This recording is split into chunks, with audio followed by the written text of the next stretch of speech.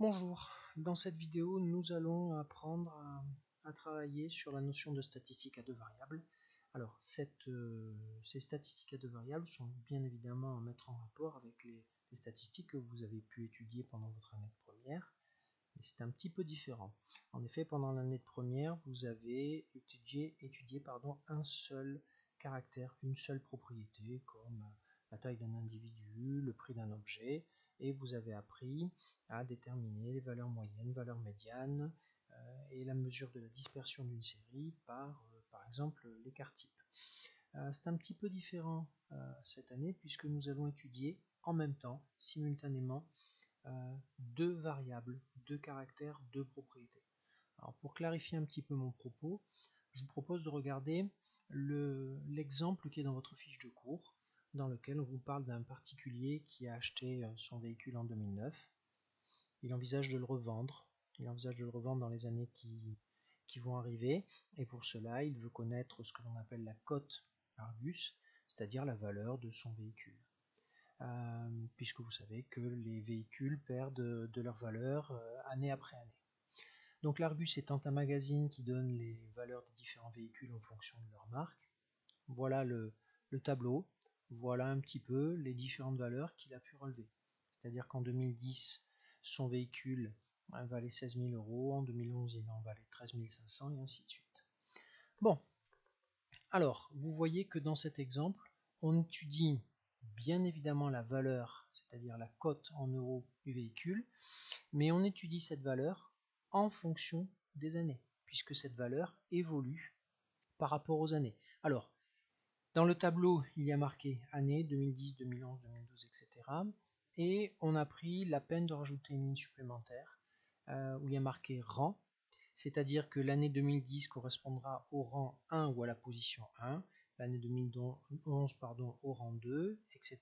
pour arriver à l'année 2015 qui sera au rang 6. Voilà, ça c'est une habitude qu'il faudra avoir. Eh bien, quand on regarde, si on fait par exemple un graphique issu de ce tableau, voici ce que l'on va obtenir.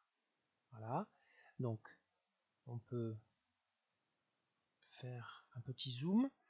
Vous vous apercevez donc, vous voyez, pour le rang 1, on est bien à 16 000. Pour le rang 2, on est légèrement en dessous de 14 000, on est même à 13 500. Et on a donc l'évolution, année après année, du prix de notre véhicule. On s'aperçoit que, alors ça, c'est ce que l'on appelle en statistique à deux variables un nuage de points. Ce nuage de points va, comme je vous l'ai dit, représenter l'évolution du prix par rapport aux années. Donc on étudie bien deux caractères, le prix qui dépend des années. Alors pour nous, ce sera le rang, bien évidemment, mais le rang représente les années. Donc on voit une chose, c'est que il se dégage une tendance générale, le prix va baisser en fonction des années. Première remarque, quand vous travaillez, quand vous faites ce que l'on appelle un nuage de points. Quand vous faites un nuage de points, il ne faut pas, ça c'est fondamental, il ne faut pas relier les points. Vous voyez que sur le nuage de points que j'ai tracé, les points ne sont pas tracés. Et bien évidemment, parce que si vous reliez ces points, vous allez avoir une succession de lignes brisées, vous n'aurez pas de droite, vous n'aurez pas de courbe comme on a pu étudier l'année dernière. Donc, première chose, on ne relie pas les points. Dans le cours, on va vous parler ensuite, voilà, donc je baisse un petit peu, ici, donc la série est chronologique, chrono c'est chronos le temps, donc ça veut dire qu'il y a un des paramètres qui est étudié en fonction du temps. Ben oui, on étudie nous le prix en fonction des années. On vous parle ensuite du point moyen. Ça, je ne pense pas passer trop de temps dans cette vidéo là-dessus. Il s'agit des valeurs moyennes de x qui représentent le temps et valeurs moyennes de y qui représentent le prix. Vous savez le faire et on en reparlera en cours. Ce qui m'intéresse le plus aujourd'hui, c'est ceci. Ce que l'on appelle l'ajustement affine.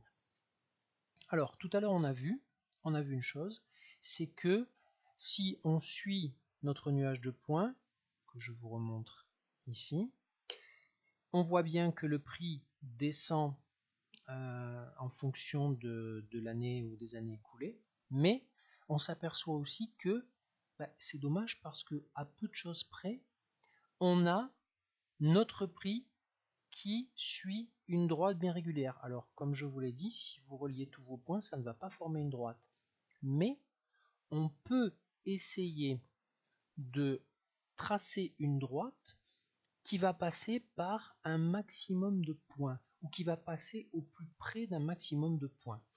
Vous vous apercevez que vos prix ici ne sont pas tous parfaitement alignés. Mais cette droite rouge, là, que l'on appelle la droite d'ajustement affine, et bien cette droite rouge, finalement, elle nous donne une bonne idée de ce que peut être l'évolution du prix.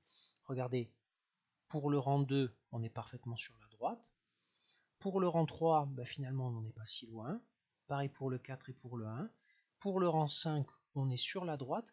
Donc, finalement, cette droite d'ajustement, eh bien, elle représenterait pas trop mal l'évolution de notre prix, du prix de notre véhicule en fonction des années. Voilà. Ce n'est pas une situation parfaite parce qu'on utilise un modèle mathématique pour essayer de décrire une situation concrète et réelle. Mais c'est quand même un très bon outil. Alors vous allez me dire à quoi peut servir cette droite d'ajustement. C'est marqué ici et je vais vous l'expliquer. Ça permet soit par un calcul, soit par un graphique, de faire des interpolations ou des extrapolations. Qu'est-ce que ça veut dire? Ça veut dire qu'à l'aide de cette droite, que ce soit par un graphique ou par un calcul, on va pouvoir déterminer la cote du véhicule pour les années suivantes. Et je vous rappelle que c'est ce qui intéresse notre particulier. Il voudrait anticiper, connaître la cote du véhicule en 2016, en 2017 ou en 2018, peu importe l'année à laquelle il veut revendre. Eh bien regardez, votre calculatrice ou votre tableur vous donnera directement, sans que vous ayez aucun calcul à faire, l'équation de la droite qui est en rouge. Et donc, ma calculatrice m'a dit, bon ma droite, son équation, c'est moins 2028,6x plus 17600. Je vous rappelle que x, c'est ce qui est sur l'axe des abscisses, c'est-à-dire le rang, c'est-à-dire en gros les années, puisqu'on sait que le rang 6, c'est 2015. On sait que le rang 1, c'est 2010, il me semble. Je reviens sur mon tableau de valeur. Oui. Donc, maintenant, je peux, si je connais le rang, déterminer la valeur de y. Y, c'est le prix. Eh bien, cette équation me permet, en fonction ou en connaissant le rang, de trouver le prix. Eh bien, si je suis le particulier, j'envisage de vendre ma voiture en 2016, d'après mon tableau, 2016, c'est le rang 7, eh bien, je vais prendre mon équation et je vais dire, allez, x égale 7, je vais le remplacer, je vais faire le calcul et ma calculatrice va me dire, bon, la voiture, elle sera à 3399, pratiquement à 3400 euros, ce sera sa valeur en 2017. Ce qui nous permet d'anticiper. On a fait une interpolation. D'accord? Et ça nous permet justement de prendre une décision. On a, grâce à notre étude de statistiques à deux variables, c'est-à-dire l'évolution du prix en fonction des années, on a été capable de trouver cette fameuse droite d'ajustement qui décrit bien mon phénomène, qui décrit bien notre phénomène, pardon, et ça nous permet de faire une espèce de prévision et de se dire, bon, c'est pas sûr à 100%, mais il me semble que je serai au voisinage des 3400 euros. Après, je peux prendre la décision de revendre ma voiture en 2016 ou finalement de la revendre en 2015. Bon, après, j'ai tous les éléments qui me permettent de prendre ma décision. Voilà. Donc, je le répète, le nuage de points qui est ici, qui est tracé à partir des valeurs qui vous sont données. D'accord? Ce nuage de points permet de voir l'évolution. Votre calculatrice vous permet à la fois de tracer et à la fois de connaître l'équation de ce que l'on appelle la droite d'ajustement, c'est-à-dire la droite qui décrit au mieux l'évolution. Et une fois qu'on a cette équation, on peut faire des petits calculs pour nous permettre de déterminer, dans notre cas, le prix. Alors j'ai fait en 2016, mais on pourrait le faire en 2020 aussi. Voilà. J'espère que cette vidéo a été suffisamment claire et je vous souhaite bon courage et je vous dis à bientôt. Au revoir.